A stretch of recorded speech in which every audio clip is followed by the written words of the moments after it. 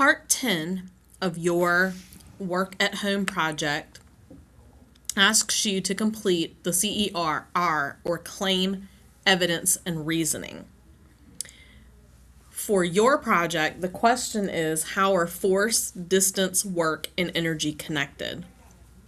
In this presentation, I am going to go over how we would do it based on this scenario. So during a science lab, Jordan wore safety goggles while mixing two liquids. Taylor did not wear goggles because they said, "I'm being careful, so I don't need them." While Taylor was pouring one liquid into a test tube, the mixture splashed upward and landed near Taylor's eye.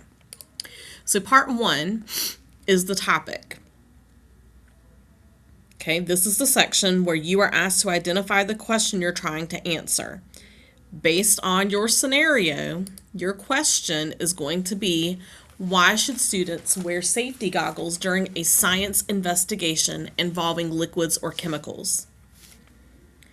Then, based on your scenario, you're going to come up with an answer that is something along the lines of, students should always wear safety goggles during science investigations involving liquids or chemicals.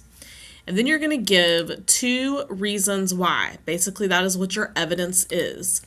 So, evidence 1, or detail 1, is that during the investigation, Taylor did not wear safety goggles. A liquid unexpectedly splashed towards Taylor's eyes while Taylor was pouring it into a test tube. For detail 2, you are going to have basically the opposite. Jordan wore safety goggles during the same investigation. The goggles created a protective barrier that kept Jordan's eyes safe from possible splashes. And then you're going to write how your evidence connects to your response. Why is what you say true?